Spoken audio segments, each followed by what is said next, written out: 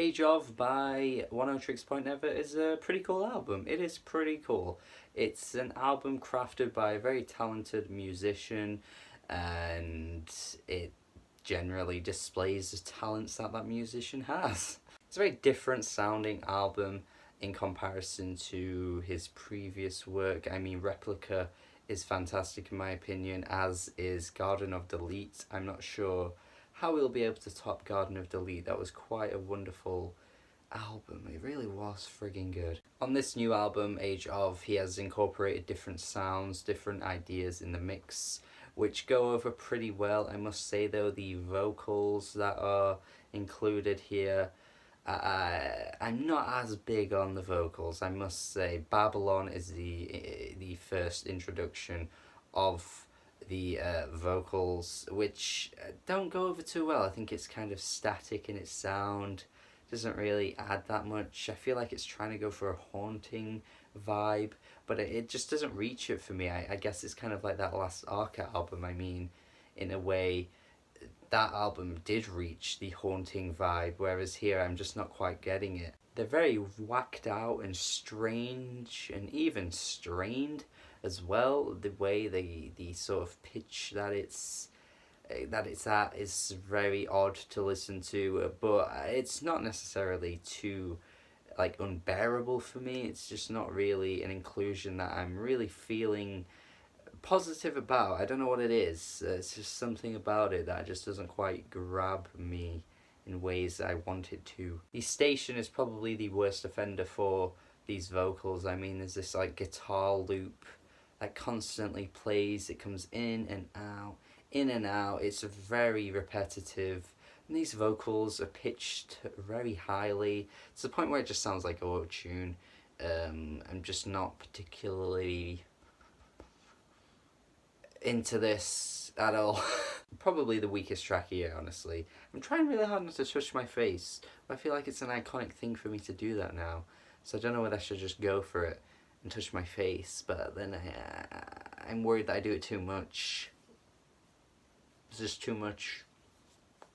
Still Stuff That Doesn't Happen is a very inconclusive title track, I must say, but the track itself actually has really beautiful vocals. I'd say this is the one that goes in the best direction. These are very like eerie but very gorgeous in their sound. Like they just sound heavenly to me. I just feel like it fits best. It does remind me a little bit of Anoni as well, you know, Anthony and the Johnsons fame, you know, that singer Anoni. You may know Anoni from Hopelessness. A very good singer, by the way, and I just feel like these vocals just have that similar sound to them that I appreciate the most on this album. Generally though, this album goes for some really cool ideas. I mean, the opening track, I'm pretty sure it's a dulcimer playing. I love the sound of a dulcimer, and if it isn't a dulcimer, then it's definitely something very close to a dulcimer, or it may be a sample of one. But this is very beautiful. Reminds me of the song 2017 from Fortet's last album, New Energy. The best song easily on that album. A gorgeous song, absolutely beautiful. And this opening track really gives off that sound too. And there are a few tracks later on in the album that just have those really nice guitar sounds. I think the album could have done better at including more of that.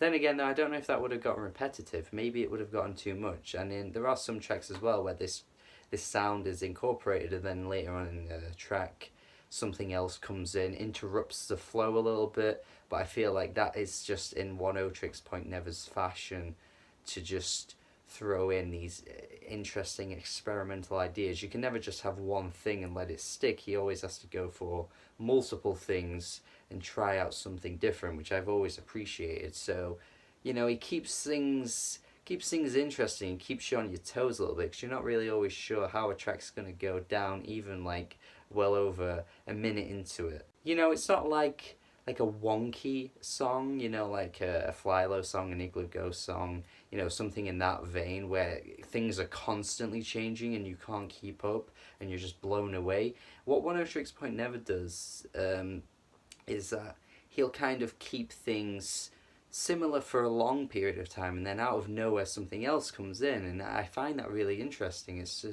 very cool technique to use in your music, because it's just like out of nowhere something will pop out. This is exactly what happens on a track like We'll Take It, a very industrial beat that sounds like machinery is just going hard, and I don't know why I said going hard, because that sounds like I'm talking about the beat, but I mean like the machinery is just like thumping through. And there are all these different sounds incorporated as well. The use of its surroundings is very chilling too, these different sounds coming through.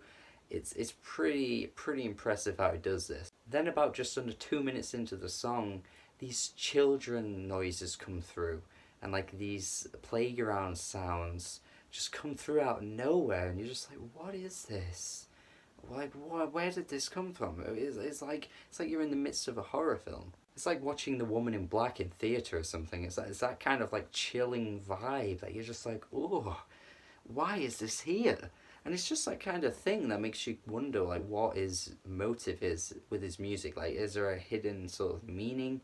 You know, it's just really interesting to like listen to music that does that, and you know, he always keeps it interesting. That's what I'm saying. The track Warning uses some nice vocal samples too. I mean, there's this like repetitive warning type voice in the background, and the beat is propulsive, makes you really feel on edge, and the addition of those vocals like making you feel like something's coming or something's gonna get you, it just adds to the shock of it all, you know. And it's really remarkable to listen to this kind of thing and actually feel quite like, oh, I guess a lot of music doesn't give you that feeling, especially if you don't listen to instrumental type music very often. Like if you played this to someone who only really listens to pop music, it's gonna have an impact on that person. Like they're definitely gonna be like, what? And yeah, just generally I think this album's just cool, you know. I think it's just a great mixture of sounds and ideas all coming together that never once feels like it's out of place. I mean, I wouldn't say it's completely accessible. I know Pitchfork recently said it was accessible but challenging, even though that sentence can be contradictory in its statement.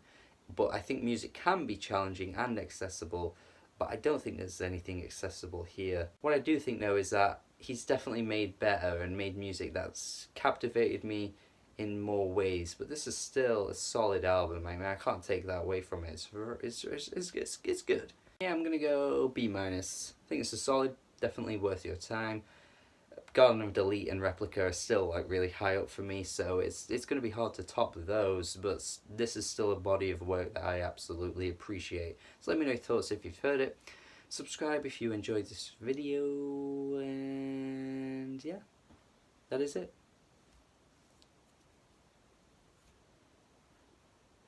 Have a good day.